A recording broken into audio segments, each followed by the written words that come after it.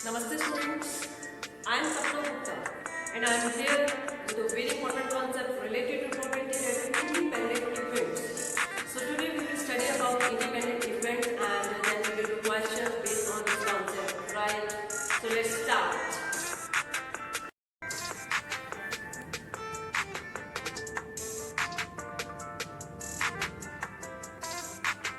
Okay students, now try to understand the concept of independent event, that is what is the meaning of independent events. So two events are said to be independent if probability of occurrence of one event does not affect probability of occurrence of second event.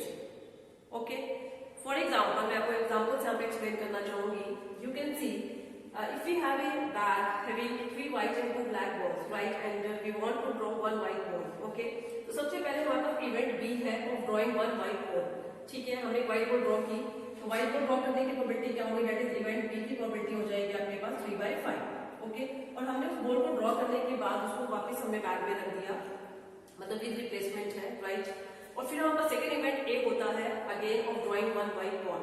हमें फिर से अब one white ball भी draw करनी है, तो now the probability of A will be 3/5.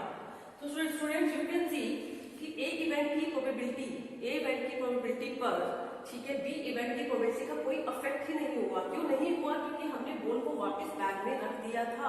It means both events are independent event, और we can write it as probability of A when B has already occurred, again 3/5.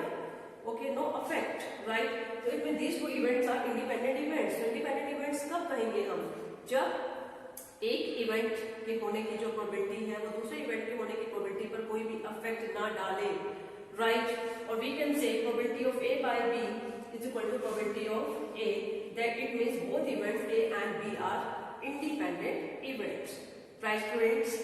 Now there is a very important result which is related to independent events. So let's come to that result. Okay, तो वो result है, let us see वो result क्या है.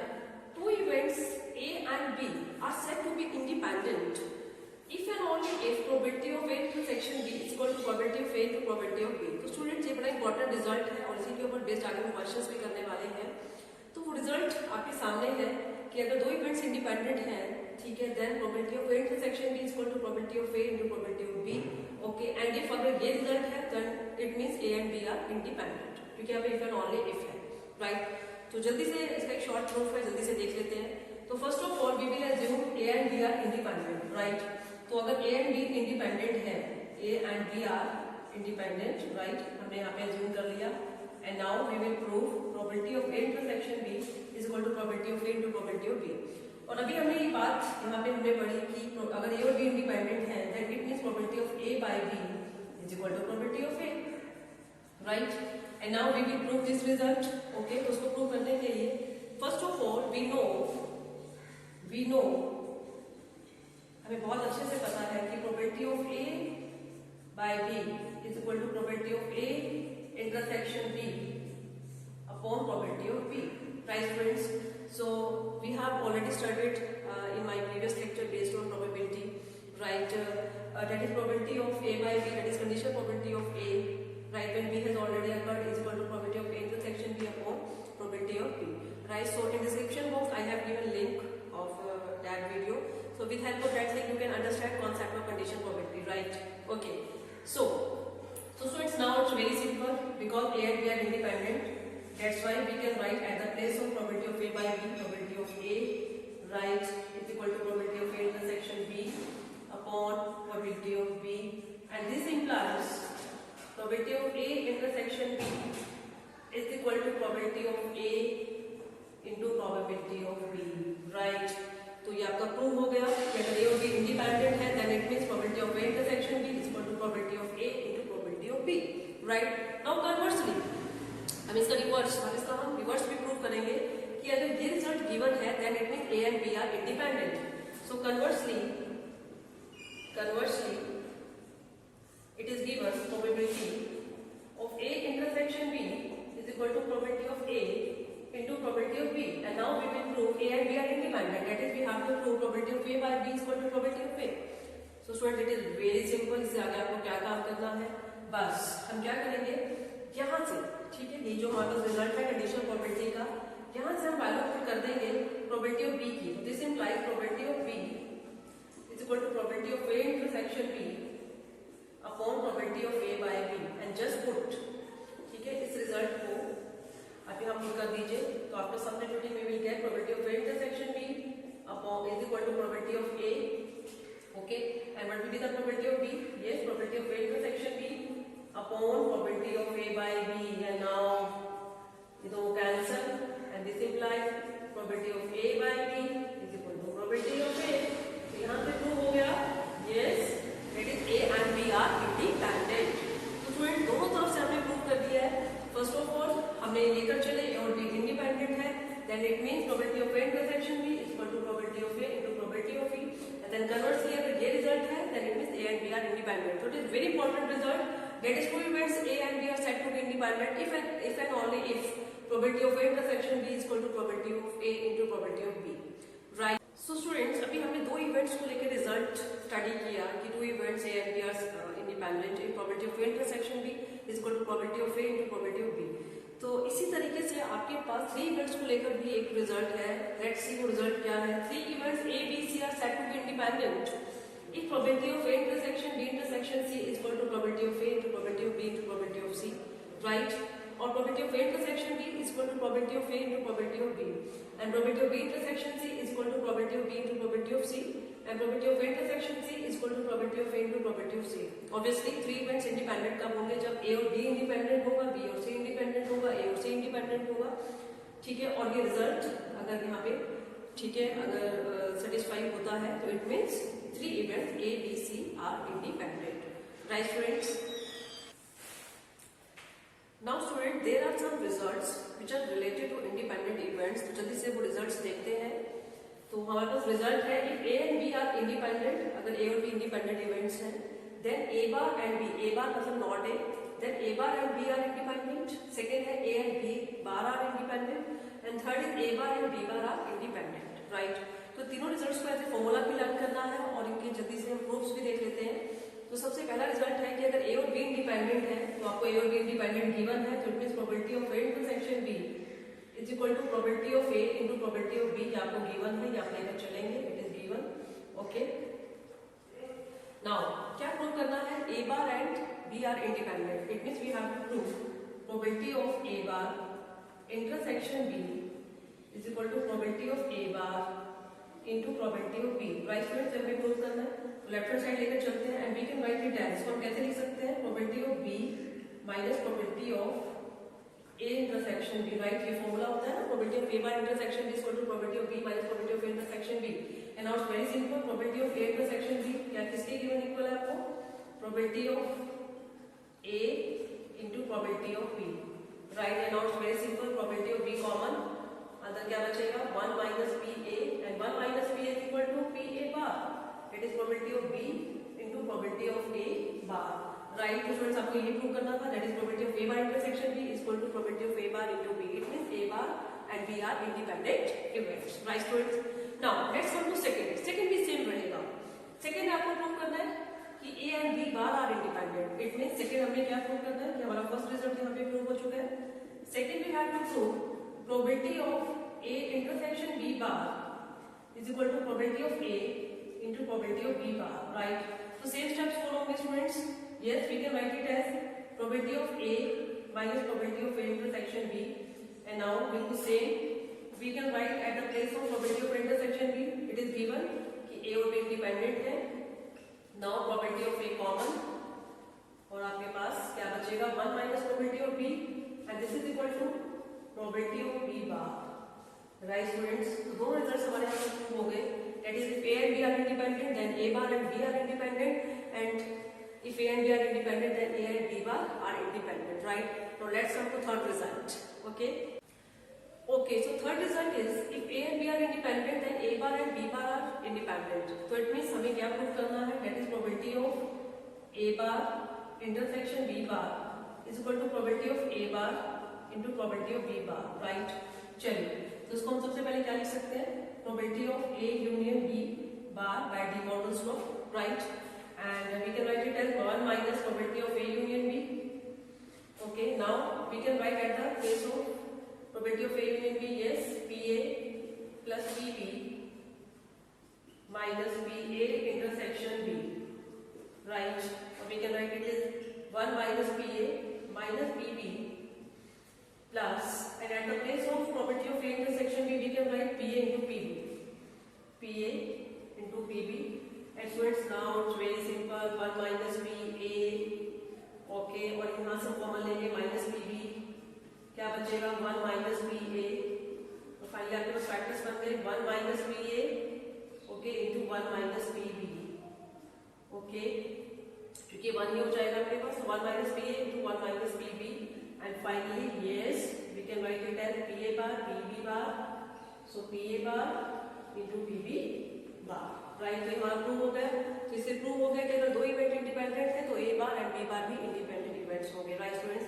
तो तीनों को आपने ऐसे फॉर्मूला भी लर्न करना है और उनको एज ए क्वेश्चन भी आप लेकर चलेंगे, इनके प्रूफ्स भी आपको आने चाहिए। चलिए अब एक और बहुत इंपॉर्टेंट रिजल्ट है, उसे सबसे पहले करते हैं, उसके बाद हम क्वेश्चन करेंगे। Okay okay students, so next important result is yes probability of occurrence of at least one of two independent events A and B is 1 minus P A bar into probability of B bar. Probability of A bar means probability of not occurrence of event A, and it means probability of not occurrence of event B. Right students? So it is very important result, and let us see its proof. Okay. So probability of occurrence of at least one of two independent events. आपके पास two independent events है, तो उन दोनों में से at least एक event के होने की जो प्रोबेबिलिटी है वो होती है 1 minus PA bar into PB bar, right? That is C. So probability of A और B, that is probability of occurrence of at least one of A and B, that is probability of A union B, and we know it is equal to probability of A plus probability of B minus probability of intersection B। ये formula हमें पता ही है। So probability of A plus probability of B and probability of intersection B को हम लिख सकते हैं probability of A into probability of B, because it is given दोनों के दोनों इवेंट्स क्या है, इंडिपेंडेंट इवेंट्स, राइट? स्टूडेंट्स यहाँ पे मैंने एक स्टेप ऐड किया है, मैंने 1 ऐड किया 1 सब्ट्रैक्ट किया, राइट? ऐसा हम कर सकते हैं। एंड उसके बाद आप देख सकते हैं इन दोनों टर्म्स में PA कॉमन है, तो PA कॉमन लेने के बाद अंदर बचेगा 1 minus PB plus PB plus 1 minus 1, right? It is very simple. Now we can write it as, सबसे पहले मैंने 1 लिख लिया है, 1 plus PA and 1 minus PB को हम लिख सकते हैं PB bar, right? And students इन दोनों टर्म्स में मैंने माइनस कॉमन ले लिया है, minus common 1 minus PB, okay? So it will be 1 plus PA into PB bar minus it will B minus PB bar, right? Now 1, और इन दोनों terms में हमने कॉमन ले लिया माइनस PB बार, तो अंदर बचेगा 1 minus PA, that is 1 minus PA bar into PB bar, right? So it is very simple, इसका प्रूफ भी बहुत सिंपल है और ये रिजल्ट भी बहुत ज्यादा इंपॉर्टेंट है। That is probability of occurrence of at least one of two independent events A and B is 1 minus PA bar into PB bar, right students? Let us move further. So students, अभी जैसे हमने result 2 events के लिए study किया, ठीक है, हमने 2 events के लिए पढ़ा कि probability of occurrence of at least one of two independent events A and B, that is probability of A union B is equal to 1 minus PA bar into PB bar. Similarly अगर यहाँ पे 3 events आ जाए, आपके पास 3 independent events हैं और तीनों में से एटलीस्ट 1 की अकरेंस होने की प्रोबेबिलिटी होगी 1 minus PA bar, PB bar, PC bar and so on. हम इस रिजल्ट को जनरलाइज कर सकते हैं, अगर हमारे पास n इवेंट्स हैं और एटलीस्ट 1 की होने की प्रोबेबिलिटी होगी 1 minus P A1 bar, A2 bar and up to AN bar, right student? Okay, now let's come to questions. So our first question is, if probability of A is 1 by 4, it is very direct question. Probability of B is 1 by 3 and probability of A union B is 1 by 2. Then show that A and B are independent, right? तो students हमें क्या show करना है, हमें A और B को independent show करना है। It means we have to show probability of A intersection B is equal to probability of A into probability of B, ठीक है? हम राइट की बात करें तो प्रोबेबिलिटी ऑफ A और प्रोबेबिलिटी ऑफ B हमारे पास है, तो राइट हैंड साइड हमारे पास आ जाएगी मल्टीप्लाई करके, after putting values it will be 1 by 12, right? But अगर हम लेफ्ट हैंड साइड की बात करें तो इंटरसेक्शन की प्रोबेबिलिटी हमारे पास नहीं है बट यूनियन की है। तो फर्स्ट ऑफ ऑल हम इस फॉर्मूले से कहते हैं probability of A union B is equal to probability of A plus probability of B minus probability of A intersection B। यहाँ से इंटरसेक्शन की प्रोबेबिलिटी फाइंड आउट कर लेते हैं, तो probability of A intersection B, yes it will B probability of A that is 1 by 4 plus 1 by 3 minus probability of A union B that is 1 by 2, right? Now take LCM, LCM will be 12, so it will be 3 plus 4 minus 6, yes it will be 1 by 12. So it means probability of A intersection B is equal to probability of A into probability of B. So it means both events A and B are independent, right students? So it is very simple. Now let's move to second question. Yes, second question क्या है? A die is thrown. A die is thrown, and if E is an event, that is number appearing is multiple of 3, right? आपने die को throw किया और आपके पास ई event क्या है कि आपके पास जो नंबर है वो मल्टीपल ऑफ 3 आता है। तो आप देख सकते हैं जब हम एक डाई को थ्रो करते हैं तो टोटल आउटकम्स पॉसिबल, जो टोटल पॉसिबल आउटकम्स है वो क्या क्या होती है 1 2 3 4 5 6। इसमें 3 के मल्टीपल्स क्या क्या होंगे? Yes 3 and 6 only, right? And F that is number appearing in even, that is 2 4 and 6। और जब इंटरसेक्शन की बात करें तो इंटरसेक्शन में आपके पास सिर्फ क्या आएगा 6, राइट? तो हमें चेक करना है क्या ई और एफ इंडिपेंडेंट है। तो इट मींस हमें क्या शो करना है, हमें क्या चेकिंग करनी है? We will check that is probability of E intersection F, क्या probability of E into probability of F के इक्वल है? तो हम चेक कर लेते हैं जल्दी से। चलिए सबसे पहले यहाँ से ई की प्रोबेबिलिटी कितनी आएगी? Yes what will be the probability of E? आपके पास फेवरेबल केसेस 2 है, it will be 2/6, it will be 2/6। अगर राइट हैंड साइड की बात करें तो 2/6, अगर एफ की बात करें तो 3/6, ठीक है? सो आपके पास सॉल्व करके आ जाएगा yes it will B 1/6, it will B 1/6। Right hand side आपके पास आ रही है 1/6। जल्दी से लेफ्ट हैंड साइड भी चेक कर लेते हैं। तो ई इंटरसेक्शन एफ की प्रोबेबिलिटी में सिर्फ ए की फेवरेबल केसेस है तो उसकी प्रोबेबिलिटी भी कितनी आएगी 1/6। तो ओके, तो probability of E intersection F is equal to probability of E into probability of F. It means both events E and F are independent, right? Now let's move to our next question. So next question is 3 coins are tossed simultaneously। हमने 3 coins को एक साथ throw कर दिया है। E क्या है? E event है 3 heads और 3 tails आपको मिलेंगे। तो E इवेंट में या तो आपको 3 heads मिलेंगे, ओके, या फिर आपको 3 tails। और F इवेंट आपके पास क्या है? At least 2 heads। एटलीस्ट 2 heads मतलब कम से कम 2 head या फिर तीनों ही head हो सकते हैं। मतलब आपके पास जो केसेस है वो ये रहेंगे आपके पास, ओके, जिसमें कम से कम 2 head है या फिर तीनों ही head। हमें चेक करना है कि ई और एफ इंडिपेंडेंट है या नहीं। तो स्टूडेंट सबसे पहले इंटरसेक्शन वाला पार्ट भी देख लेते हैं। इंटरसेक्शन में आपके पास तीनों हेड वाला केस आएगा। And now we will check for probability of E intersection F is equal to probability of E into probability of F. चलिए लेफ्ट हैंड साइड सबसे पहले इंटरसेक्शन, सिर्फ एक ही केस है और तीन कॉइंस के केस में टोटल 8 केस होते हैं। तो लेफ्ट हैंड साइड की प्रोबेबिलिटी आएगी आपके पास 1/8, राइट? Now come to right hand side, probability of E, 2 favorable cases 2/8, okay, now 1 2 3 4/8। so finally yes it will be 1/8। it means left hand side is equal to right hand side, it means both E and F are independent, right? Now let's move to our next question. So next question is yes the probability that a boy will get a scholarship is 0.9, right? And that a girl will get the scholarship is 0.8। तो boy की scholarship gate करने की probability 0.9 है, girl की 0.8 है। Now find the probability so that at least one of them will get scholarship, right students? तो student सबसे पहले तो एक बॉय का स्कॉलरशिप लेना और एक गर्ल का स्कॉलरशिप लेना दोनों ही अपने आप में इंडिपेंडेंट इवेंट्स हैं, ठीक है, पता चल ही रहा है। और अभी हमने एक रिजल्ट यहाँ पे पढ़ा था कि 2 इंडिपेंडेंट इवेंट्स में से एटलीस्ट 1 के होने की प्रोबेबिलिटी होती है 1 minus PA bar into PB bar, right? तो इसी रिजल्ट का भी हम यहाँ पे यूज करने वाले हैं, ठीक है? जहाँ पे बॉय और गर्ल का केस है तो रिक्वायर्ड प्रोबेबिलिटी क्या होगी 1 माइनस बॉय के लिए B बार, गर्ल के लिए हम G यूज कर लेंगे G बार। तो ये हमारी रिक्वायर्ड प्रोबेबिलिटी होगी, ठीक है? दोनों में से कोई एक जो है वो स्कॉलरशिप एटलीस्ट 1 स्कॉलरशिप ले, राइट? तो प्रोबेबिलिटी ऑफ यस सबसे पहले बॉय की स्कॉलरशिप लेने की प्रोबेबिलिटी है 0.9। तो प्रोबेबिलिटी ऑफ B बार कितना आ जाएगा 1 में से माइनस कर देंगे, दैट इज 0.1। सिमिलरली गर्ल की आ जाएगी हमारे पास है 0.8। तो प्रोबेबिलिटी ऑफ Z बार आपके पास आ जाएगा 0.2। And now it's very simple, just इसमें बस पुट कर लीजिए 0.1 into 0.2 it will be 0.02 and finally our answer will be 0.98, right students? It is very simple, हमने रिजल्ट का यूज किया और हमारा क्वेश्चन वेरी सिंपली हमारा क्वेश्चन हो गया। तो let's move to next question. Okay, so next question is yes find chance of throwing 5 or 6 in at least 4 throws of a single time। आपने एक टाइम को 4 बार आपने थ्रो किया, 4 टाइम्स आपने थ्रो किया और कम से कम 4 में से एक बार आपके पास 5 या 6 नंबर आना चाहिए। तो स्टूडेंट सबसे पहले 5 या 6 नंबर आने की प्रोबेबिलिटी होगी आपके पास 5 या 6, 2 फेवरेबल केसेस हैं, टोटल 6, 1/3। इस इवेंट को हमने E मान लिया, राइट? अब हम वही रिजल्ट यहाँ पे यूज करने वाले हैं कि देखिए सबसे पहले 5 या 6 का आना, चाहे फर्स्ट टाइम आना, सेकंड टाइम आना, थर्ड टाइम आना या फोर्थ टाइम आना, चारों बार आना अपने आप में इंडिपेंडेंट है, चारों बार इंडिपेंडेंट काउंट होगा, राइट।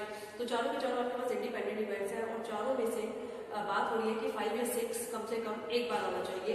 तो स्टूडेंट्स वही रिजल्ट यूज करेंगे, that is 1 minus probability of E bar, E bar, E bar, E bar. ठीक है, मैंने यहाँ पे ई बार ही लिख दिया है, राइट। यहाँ पे मैं E1 बार भी लिख सकती हूँ, E2 बार, E3 बार, E4 बार। ठीक है, E1 बार मतलब E1 मतलब फर्स्ट टाइम इन दोनों में से कोई एक नंबर आना, ठीक है। E2 मतलब सेकेंड टाइम आना और E3 मतलब थर्ड टाइम आना और E4 मतलब फोर्थ टाइम आना, ओके।